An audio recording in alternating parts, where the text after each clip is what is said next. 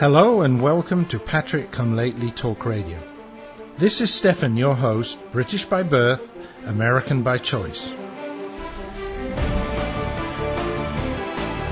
The Founding Fathers crafted some remarkable documents that led to the creation of a great country founded on liberty and self-reliance. I have lived in the Euro-socialist nightmare, and I'm doing what I can to return this country to the vision that the Founding Fathers gave us.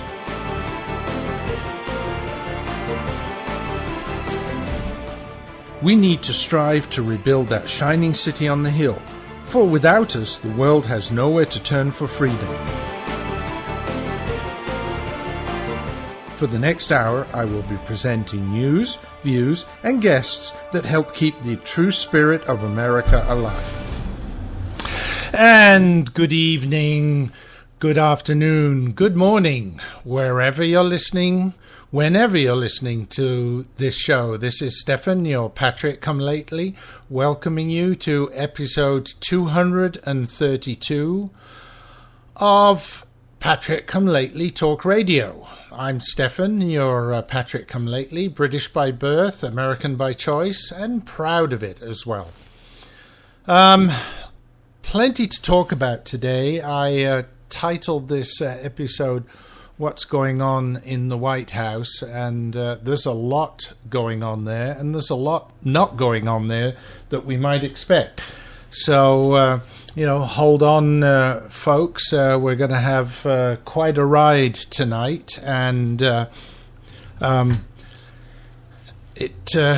got a bunch of interesting topics, so hopefully you find them interesting as well. Before we get into the news, though, of course, do want to just say a word about the other sad news. It seems this always happens on a Tuesday. But another American journalist has been murdered by ISIS, and I'll be talking about the lack of response from the White House and some of the reasons perhaps for that.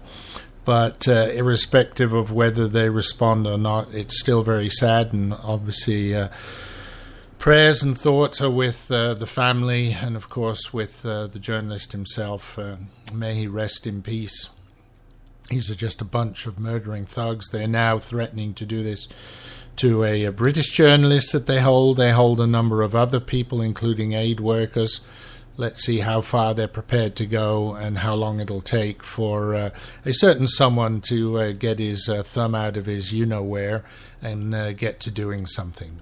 Of course, if they do, be very sad if they do, but if they do murder the British journalist that's being held, be interesting to see what Britain's reaction is, because David Cameron is being showing a lot more leadership in this whole sorry state of affairs than ever came out of the White House. So we'll see. So that's the sad part. I would also, just to change topics very quickly, would like to thank my listeners for being so loyal, especially those of you that listen via Red State Talk Radio. Remember last month I thanked you for getting me back up into the top 5, actually into position number 3. Unfortunately, I dropped back down out of the top 5, so as I say on every show, please tell your friends, the more the merrier, and especially if they listen via Red State Talk Radio. But very pleased to say it is a very tight group around that top 5, and especially the bottom 3 slots, and just percentage points separate us rather than any large numbers. The first 2 are quite a far distance ahead of everybody else, but once you get positions 3, 4, 5, then 6, 7, and 8, I think are very, very similar numbers, just a fraction lower. So still up in that major group there, so my thanks to my listeners for that. But if you can tell your friends, then maybe you can get me back up into that top 5. So, folks, it's time to get on with the news, and as I said, we're going to talk about what's going on at the White House, and let me just start with our little interlude. And that little interlude means that we're going to start on new topics. But, and there's something else I need to remind you about before we do that. And that is the fact that next week will be the annual 9/11 Remembrance Show. This I will be playing back the recording of one of the New York Fire Department firefighters who survived on that horrible day, but he suffered a lot. We know that many more lost even more. They lost their lives. But we often forget that many of the survivors carry deep scars. So next week, the reminder, as we must never forget what happened that day. We remember the stickers, never forget, but as time goes along, we tend to forget a little bit. No, we must never forget. So I'm going to, like I said, it will be, for those of you that have listened every year, it's that same same recording, but I think it's a good one to help keep that memory alive, both for the firefighter, but also for his colleagues, and also for everybody who died then. So please do join me next week. Special show, no interruption, no commercials, due to the solemnity of the occasion. So. And of course, being reminded about this is even more important as we hear that the regime and many others are worried about the fact that ISIS could attack next week in the USA on or around 9/11. This is the expectation that many people have. The intelligence community seems to be sending signals about that. Obviously, we don't know where or what, but anything could happen. We've got a porous border on the south. We've got American-born jihadists who could come back to the US and do who knows what.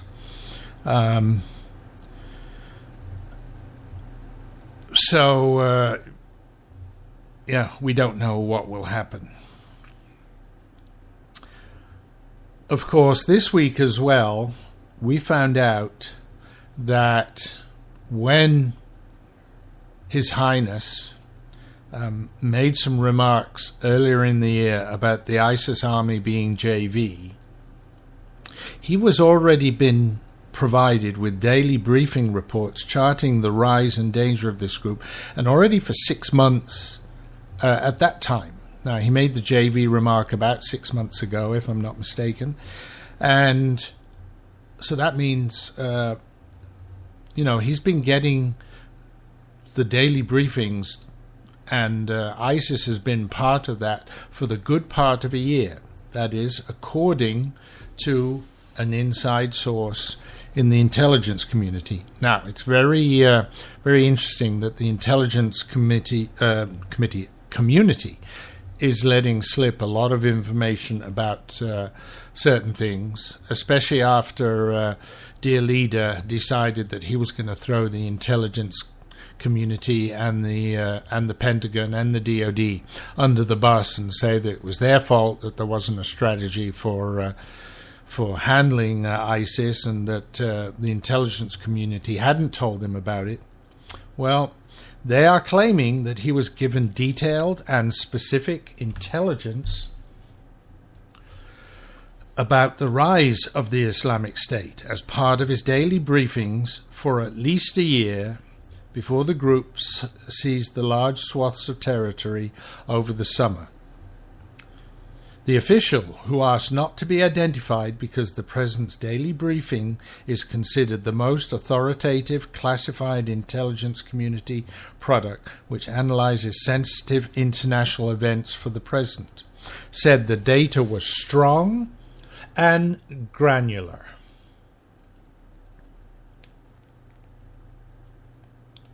Granular in detail. The source said a policymaker could not come away with any other impression than this is getting bad. Obama, unlike his predecessors who traditionally had the document briefed to them, is known to personally read the daily brief. I've got a comment on that, but anyway, this is what Fox News was reporting about this. The former Pentagon official, who has knowledge of the process, said Obama generally was not known to come back to the intelligence community with further requests for information based on the daily report. So he's not asking any questions. The claims come as the Obama administration continues to launch airstrikes against the Islamic State and targets in northern Iraq and weighs whether to expand that campaign, particularly into Syria. Of course, it's going to be airstrikes because King Barry has promised no American boots on the ground. The president's team has publicly suggested that the group only recently gained in strength, accounting for why Obama earlier this year dismissed such extremists as akin to a JV team. Well, that's good coming from the JV president, right? But after suggestions that the administration may have been blindsided by the rise of ISIS and that poor intelligence was to blame, it's always someone else's fault, right? Throw somebody else under the bus. The former Pentagon official said some of the intelligence was so good in the region that when the president drew a red line in the sand on chemical weapons use in Syria in 2012, the information was exquisite. The source said, "We were ready to fire on a moment's notice on a couple of hundred targets, but no order was given. In some cases, targets were tracked for a long period of time, but then slipped away." That's because this incompetent nitwit in the White House can't take a decision. The source also claimed there was a delay regarding the question of whether to act to save American journalist James Foley from the IS militants. The Sunday Times of London had first reported that the delay was 30 days. The former Pentagon official described a White House that was hesitant and continually asking for the intelligence to build up more. In other words, wishy-washy, can't take a decision, just looking for excuses not to take a decision. At the time, Fox News was told, a large, heavily armed compound was believed to be housing Foley and other potential captives, and it was identified near the ISIS stronghold of Raqqa, Syria. The regime confirmed after a video of Foley's execution was posted online that the US ultimately launched a failed effort to rescue the hostage journalist. The Deputy National Security Advisor, Ben Rhodes, don't trust him, don't trust any of those cronies, they're all paid to lie, said last month regarding Foley's capture and execution that we have done everything we could possibly do to try to bring home our hostages. Yeah, except take a decision to actually do it. Incompetent nitwit. He added, "It is an incredibly difficult circumstance in a place like Syria, again, where you have such a violent conflict raging. But we used all of our military intelligence, diplomatic resources that we can bring to bear to try and pull a thread to find out where our hostages are." Yeah. Military intelligence, diplomatic, and worrywart lack of indecision resources. To try and rescue them when we saw an opportunity, to try and work with any country that might have any means of locating them. And tragically, we weren't able to rescue Mr. Foley or the latest victim of these murdering thugs. Now, this article said that the daily briefings were given to Obama to read and that he, quote, read them. Whether or not he actually read the daily briefings and even understood the threats, we cannot know, right? Contrary to prior presence, dear leader chose to have the briefing reports delivered so that he could read them. Whether or not he does read them isn't known. Telling is, though, that the people that have participated in these briefings in the past, when they were given face-to-face to other presents, remarked that the then present would often have many questions and delve into details around key topics. And this was one of the things people felt very nervous about going into these briefings, because basically somebody described it as appearing on Jeopardy. You had to know your stuff because it was likely the present would ask a lot of questions. Dear Leader, however, is noticeable by the lack of reaction to the reports. That is, no questions. To me, this is my personal opinion, this indicates at best a lack of interest in the topics in the security briefings, so maybe just brushes through them quickly and then pushes them to one side. Or at worst, and quite frankly, in my estimation, the most likely scenario, he hasn't even been reading the security briefings. I base my negative view on the apparent detachment of His Highness from reality. Now, that detachment could be because he's gone back to smoking, but of course not tobacco. With the White House admitting on a number of occasions that the king, or does he think perhaps he's an emperor now, only finds out about things because he and the White House staff see them on TV or read about them in the lamestream media. And yet he's getting a detailed daily security briefing, which isn't just about ISIS, it's about all sorts of other topics. But he sees it on the CNN or reads it in the New York Slimes.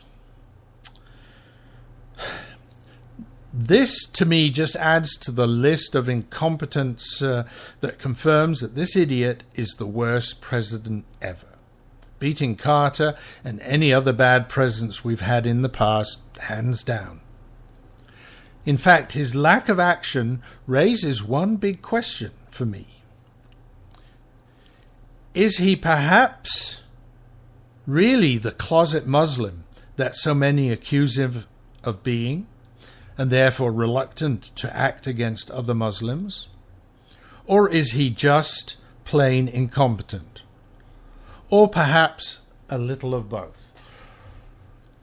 Okay, folks, I see it's time for our first break. I'm a little late with that, but before I go to break, just hi to Rex, who's in the chat room. If you're listening live, join Rex in the chat room.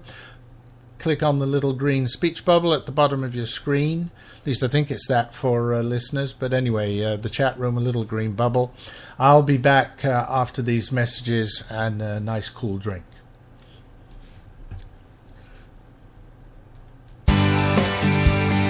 Patriot come lately.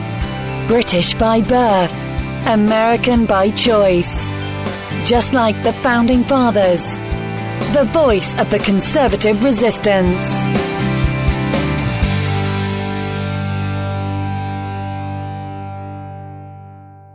Attention! Have you been in a serious automobile accident? Then you need to call our attorneys now. We specialize in helping our clients get compensated for major auto injuries. If you've been in any type of car or motorcycle accident and you've been seriously injured, you may be entitled to significant financial compensation. Our attorneys have recovered millions and millions of dollars for injured clients. There are no out-of-pocket costs to you ever. We only receive a fee when we win your case. We are available 24/7. If you've been in an accident and been seriously injured, make this free call to our attorneys now. Call the Personal Injury Center at 800-634-1315. 800-634-1315. 800-634-1315. That's 800-634-1315. This ad is paid for by participating member law firms. We are not an attorney referral service. Representation may not be available in your state. This is Patrick Come Lately Talk Radio, coming to you live via the internet, via rebroadcast on WRSDB, the Red State Talk Radio Network, or from the recordings at archives.patrickcomelately.us. And thanks a lot, folks. This is Stefan, your Patrick Come Lately. We're into the second segment of the show. Want to thank you again for listening. And again, if you're listening live, please do join us in the chat room. Rex has got some interesting points there and some interesting info. 9/11 is coming up, and we said we should expect some things. And Rex says that there is news that 9 aircraft are missing from Tripoli Airport. Now, remember, there's a lot of extreme Islamist groups taking over in Libya as well. So, folks, hold on to your hats. This could be a wild ride. Anyway, so let's see, anything else? Well, and I did want to mention as well that, let's see, if I can pull it back up here. It's not letting me pull it up. But there was the Tripoli info, and Rex is talking about dear leader perhaps being a Manchurian candidate. I'm not sure about him being the Manchurian candidate, because I think it's all the people behind the scenes, the Valerie Jarrett's and whatever, that's doing all this. But anyway, so let's get on to the next topic. And so we've seen all this basically incompetent handling of ISIS. But of course, now the left and the lamestream media have to jump in and support their candidate, and so now all of a sudden, the New York Slimes ran an op-ed in which columnist Charles M. Blow, that's an awful surname to have, contended that the Republicans are trying to use the 9/11 attacks to make Americans fear ISIS and yoke Obama with the ill effects of a war started by George W. Bush. In other words, ISIS is George W. Bush's fault. It's not Obama's fault. Everything is Bush's fault. Well, where have we heard that before? I mean, this is... I just have to laugh about this. I mean, these guys are serious, and if you think about it, it's so dangerous that they can even get away with this, and nobody calls them out on it. But I mean, yeah, this is absolutely stupid. Now, the commentator that was reacting to this op-ed said, one immediate problem with this theory is that ISIS, or IS as they call themselves now, is not an ill effect of the Iraqi war, but of the power vacuum created by dear leader's precipitous withdrawal of all US troops in 2011. But Obama knows this, and that's why he tried to blame the troop pullout on George W. Bush, even though he was the one promising it to get re-elected. Now, the Washington Slimes reported that on August 9th, just 2 days after authorizing airstrikes against ISIS, Obama blamed his predecessor for the absence of American troops and rejected the assertion that he could have left a small peacekeeping force in the war-torn country, right, which would have prevented the creation of the power vacuum. However, Mr. Blow, he does blow, but anyway, but that's something else, does not see this. Instead, Blow contends that the GOP is trying to shift blame to protect Bush and to force Obama into going to war with ISIS. Well, I think we're going to have to go to war with ISIS. Are we going to just try and negotiate our way out of this? You can't negotiate with thugs like that. But then again, who knows? That's what the left thinks, that, appease them and they'll go away. Well, we know that from what happens to appeasement from Munich and several other situations. Now, Blow draws example from the bad guys, Fox News, to bolster his assertions, such as Judge Jeanine saying Obama's lack of leadership towards ISIS should make Americans afraid. And so we should be. He also points to Republicans like Lindsey Graham, who support using the military against ISIS to stop another 9/11. Very rightly so, of course. ISIS is just aching to do another 9/11. They would love to do it. And he mentioned Elena Ros-Lehtinen, who's a Republican from Florida, warning that under Obama we're getting back to a pre-9/11 mentality, and that's very dangerous. And aren't we just? Let's ignore these people, right? Pre-9/11 we had the USS Cole, we had the embassies in Nairobi blown up, or in East Africa. We had the failed attempt on the World Trade Tower, and everybody said, "Oh, we've got it under control," and we didn't. So instead of seeing the danger, Blow sees an attempt to blow things out of proportion and blame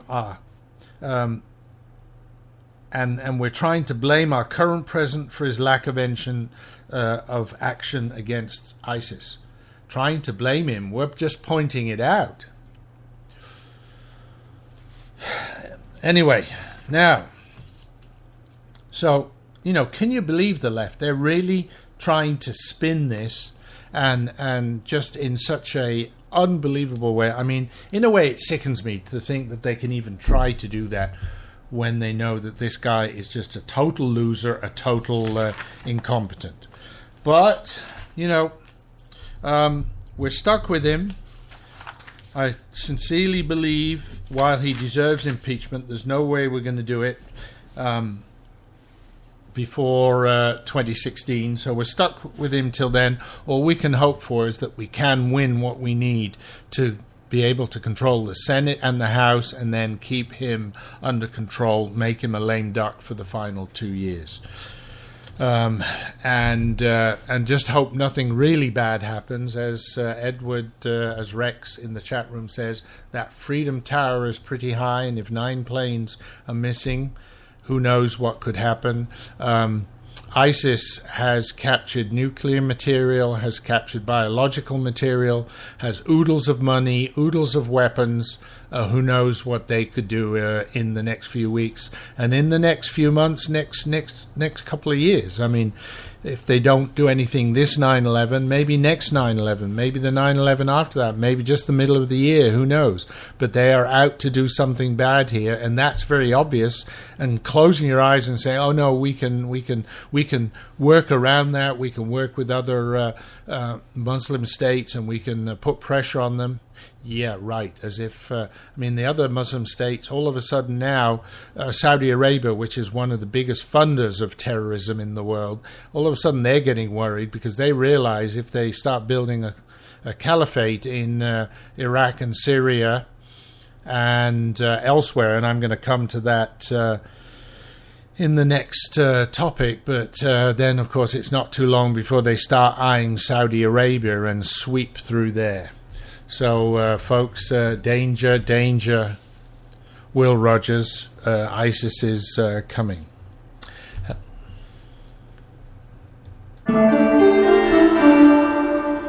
Yeah, I'm going to start on the next topic. I may have to take my middle of the hour break, but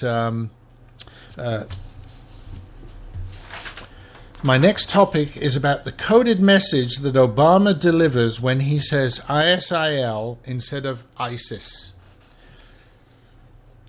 In one press conference after another, when referring to the Muslim terror supergroup, which I think is a good name for them, ISIS, King Barry uses the term ISIL instead of their former name ISIS, or their current name, the Islamic State, IS.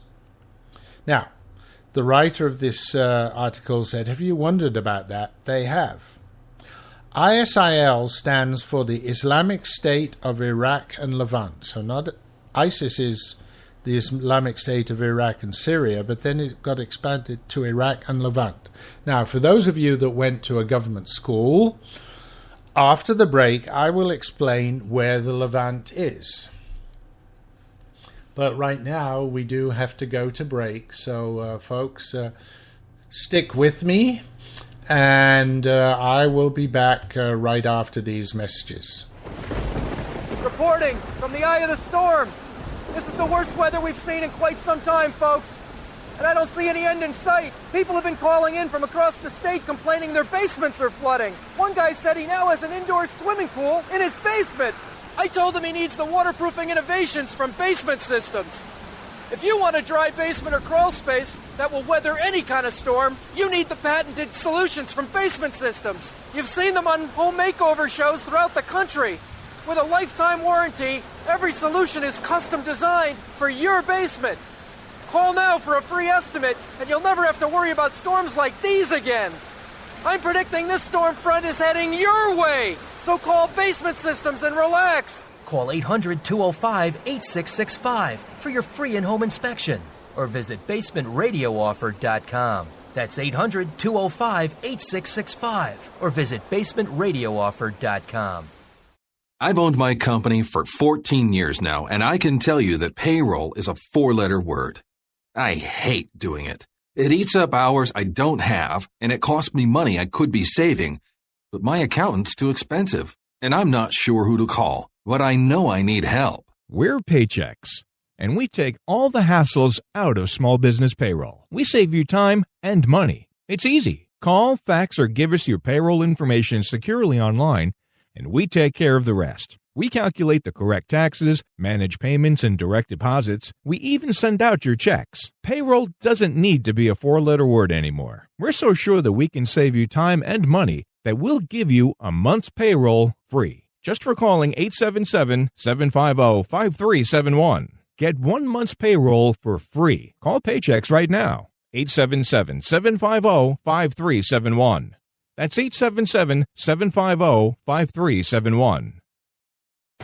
This is Patrick Come Lately Talk Radio, coming to you live via the internet, via rebroadcast on WRSDB, the Red State Talk Radio Network, or from the recordings at archives.patrickcomelately.us. And thanks, folk, for sticking with me through that break. We're into the second half of the show right now, and been talking about King Barry's coded message that he delivers when he uses the term ISIL, instead of ISIS, ISIS. And as I said before the break, ISIL stands for the Islamic State of Iraq and Levant. Now, I would think that most of my listeners, and initially I fell into the same traps of saying, well, what does ISIL stand for anyway? But it's ISIS. Sometimes it's called ISIS, then they call it IS, then they call it ISIL. It's all the same, it's just a bunch of murdering thugs. So for us in the West, it's not a huge distinction. But to Muslims, especially those living in the Middle East, they recognize it for what it is. Because what is the Levant? Well, if you know your geography, and if you went to a government institution that they call a school, but isn't really that, let me enlighten you. The geographical term Levant refers to the region in the Middle East between Turkey to the north and Egypt to the south. So if you can picture the map there, basically, what nations today comprise the Levant? And which nation is right in the middle of the Levant? Take a big guess. Okay? Did you guess? Did you guess right? Because, of course, it's Israel. But it also encompasses Syria. It also encompasses Lebanon. So when King Barry refers over and over to the Islamic State, or the ISIS, which is really what we should be calling them as ISIL, he's sending a message to Muslims all over the Middle East that he personally does not recognize Israel as a sovereign nation, but as territory belonging to the Islamic State. Now you might say, "Oh, that's kind of far-fetched." Sorry, folks, it's not. Unfortunately, this regime. There's one thing: Barry hardly ever misspeaks, except now and again, like saying that he doesn't have a strategy, and they spend all their time. Digging out of that. But most of the time, they're very careful about their words. They know exactly what they're saying. And so this is very obvious that he's sending a message that ISIL is expected to take over all of that swath of country.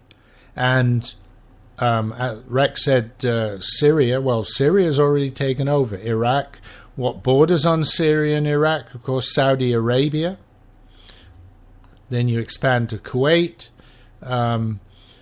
They are Sunni, so the Shiites in Iran are probably getting very nervous, or is it the other way around? The Sunni, anyway, whatever, different sects, but they're getting nervous. Egypt is getting nervous. Places like like Qatar, the United Arab Emirates, and places along the Gulf will be getting nervous. Because who knows when this train, where it's going to stop. Are they going to focus on expanding in the Middle East, or are they going to focus on doing damage to the West, or maybe even both of them? They've got all the money now. They've got the banks. They've got the oil. They've got, as I said earlier, biological weapons, possibly even nuclear material. Maybe not nuclear material to make a bomb, though I'm sure they'd love to do that, but definitely enough to make a dirty bomb. They even have captured Syrian fighter jets. So if Obama is sending this coded message to Muslims, and I come back to the fact, is he perhaps the closet Muslim that we've always accused him of being? So if he says he has no plan, no goal, and no stated aim for dealing with ISIS, but maybe he does have a plan, and it's a nasty, diabolical one. Maybe he wants to drag his feet for as long as he can, doing only the bare minimum that Congress forces him to do. Maybe his plan is to buy ISIS as much time as possible to make as many gains as they can, and it's working. They've got millions of dollars, weapons, like I said, the fighter jets. And every day that Obama seems to fulfill his goal of doing nothing, and that's what he said he's doing, the ISIS is growing by leaps and bounds. It's frightening. So the ultimate goal, of course, has not changed and will never change. That's the eradication of Israel, setting up the caliphate across the Middle East, and then expanding it into Europe and into America. Now, like I said, a lot of you will say that's too far-fetched, that's not. But why this switch to ISIL? Like I said, that's very carefully chosen words. And, what's in a name? Well, Shakespeare had it right. And the writer of this article, and I agree with him 100%, is not the only one to remark upon that. Alan West did so as well. So if he does that, more people are beginning to notice this, and it's maybe not that far-fetched.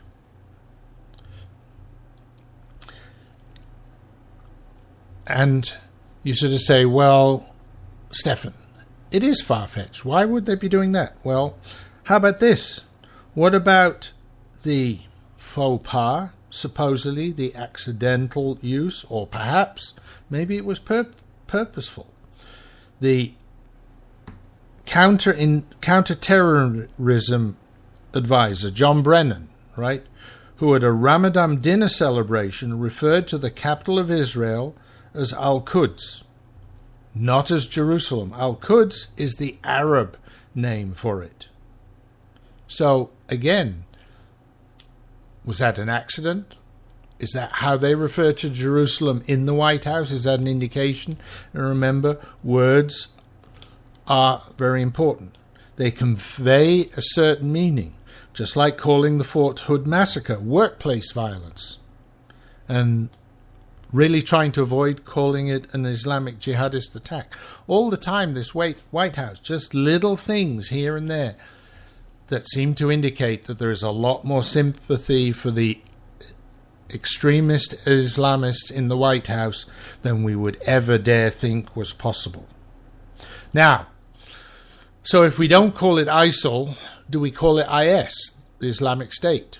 Why would we actually do that? You validated the existence of the caliphate and you lend it recognition and credibility. Well, does that matter? Well, what about the Clinton administration recognizing the Taliban in Afghanistan as a legitimate government and even welcoming their foreign minister to the White House, yeah? And the Taliban, the same Taliban who welcomed someone else into their arms. And look what happens when you send your Secretary of State to sit with Qatar and Turkey to try and negotiate a ceasefire on behalf of Hamas. Right? A terrorist organization, Hamas. Right? And don't forget, Barack Hussein Obama's first phone call as a president to what we would call an international leader was made to the Al-Fatah chief, Mahmoud Abbas. Right? Part of the PLO, part of Palestine. Not exactly a nation state or a world leader even. Isn't that strange? So Muslim, there's this undercurrent in the White House, right? So what are words for? They're for realizing what a declared and recognized state is as opposed to a terrorist organization that doesn't deserve validation. And that's what they're doing with ISIS.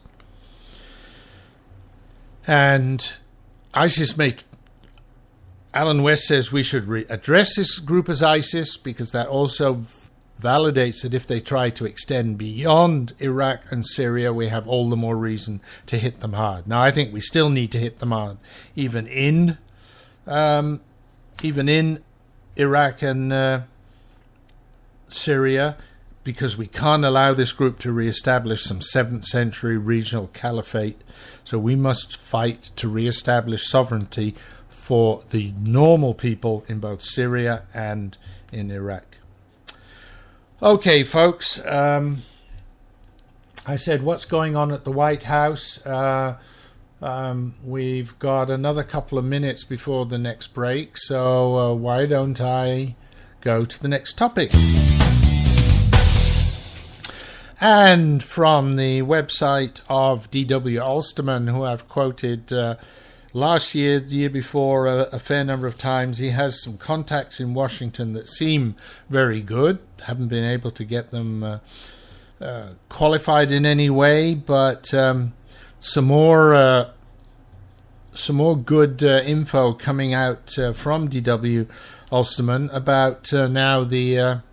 Basically, he describes a glimpse into the daily chaos that is the Obama White House. So last Wednesday, in the evening, the press pool was given the regular presidential schedule for the following day. In recent months, this schedule has been delivered to the media later and later in the day, basically meaning the White House really had no idea what they are doing in the next 24 hours. They were having to do that basically almost in the next 12 hours. Anyway, so by 10 o'clock on Thursday morning, the press were informed. So remember, a schedule had been handed out on Wednesday, but then by 10 o'clock Thursday morning it had been changed to inform the press that King Barry would be meeting with his National Security Council that afternoon at 4 o'clock. Well, that seems pretty important with everything going on, the Ukraine, etc. But he hadn't actually arrived at work in the Oval Office. That was confirmed. But they say this is not unusual, as there are days he never leaves his second-floor study.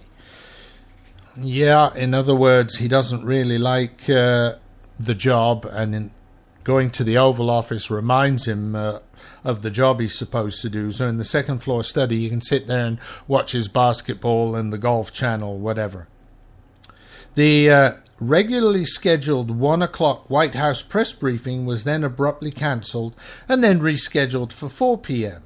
Now, finally, the press, the lamestream media, is waking up because they began to talk amongst themselves regarding the seeming scheduling conflict of a press briefing while the president was in a meeting with his national security team at the same time. Why not hold the briefing after the NSC meeting took place? Because the media would like to know what was covered during that meeting, given the various conflicts now erupting throughout the world. That seems logical. That's what the press is there for. This media confusion intensified when they were then informed by the White House that Barack Obama would be giving a statement to them at 4 p.m. sharp. Huh? Wasn't he supposed to be in a meeting with his National Security Council at that time? This turmoil reached the ears of White House operatives, who quickly indicated Press Secretary Josh the Liar Ernest would be holding a briefing with them at 4:10. Well, why would he be scheduled for a 4:10 meeting when the president is scheduled to speak to the media at 4 o'clock? Sounds like a bit of a mess. Sounds like they're in a panic situation. Sounds like the wheels are coming off the wagon. Yet more chaos ensues, with several in the White House press pool grumbling, "What the hell is going on?" Barack Obama didn't show up at 4 o'clock, and no sign of Josh Not So Earnest at nearly 4:10. Then finally the president did show up. Of course, he's always late because he's got to show his power by never coming on time, which is another very unpleasant trait of this rude, ill-mannered, boorish person. And he gave a statement on a random economic report that nobody really cared about. Reporters wanted to know if he actually met with his National Security Council, and if so, what, if anything, was decided. This is when the President of the United States offers a shrug and mumbles how he has no plan for the current ISIS situation. So that's why wasn't on the teleprompter, so he just came up with something, and of course came up with the wrong thing, and then ambles off the stage. And this was quickly followed by an announcement from the White House that the briefing by Josh Not So Earnest had been cancelled. Another workday at the Obama White House has come to an end. Yes, folks, the wheels are coming off the wagon. But in the meanwhile, time for our final commercial break. I'll be right back after these messages. Patriot come lately. British by birth. American by choice. Just like the Founding Fathers. The voice of the conservative resistance.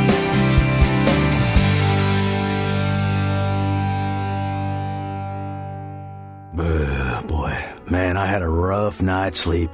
Boy, I got a letter from the IRS yesterday, and I just couldn't sleep.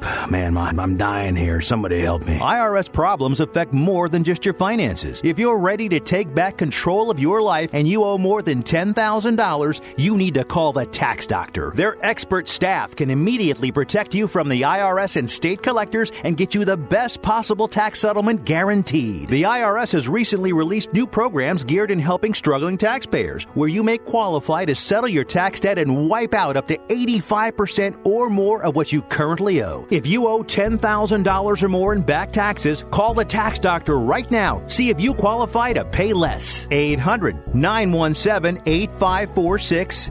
800-917-8546. 800-917-8546. Again, 800-917-8546. This is Patrick Come Lately Talk Radio, coming to you live via the internet, via rebroadcast on WRSDB, the Red State Talk Radio Network, or from the recordings at archives.patrickcomelately.us. Okay, folks, that was the last commercial break, and I think this week I want to end a slightly different way. I'm not going to use my normal ending music, but I want to play another one of those what I call Tea Party anthems, Tea Party songs. I've played Krista Branch a couple of times recently.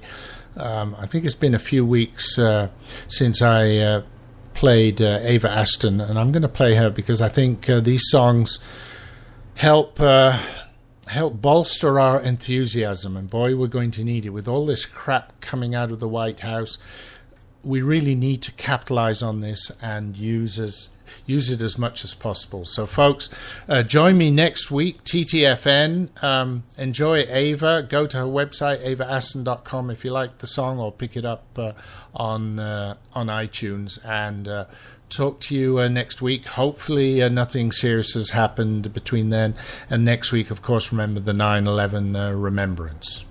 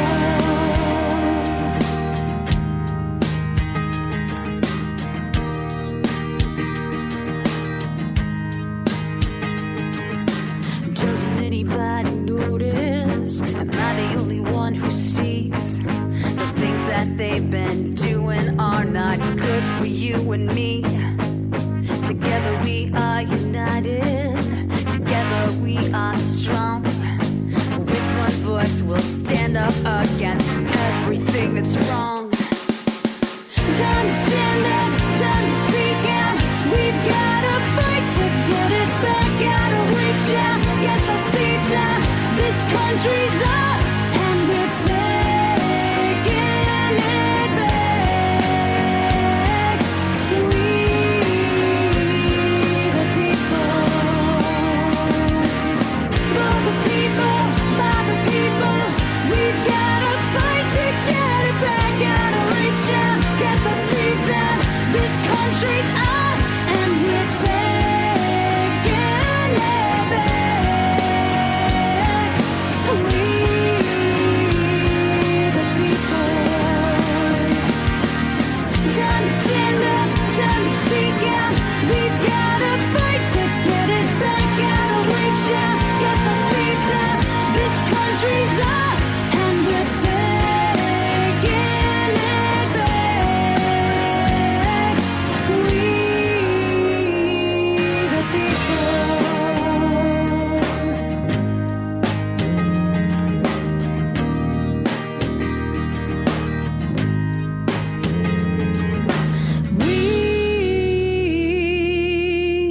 the people.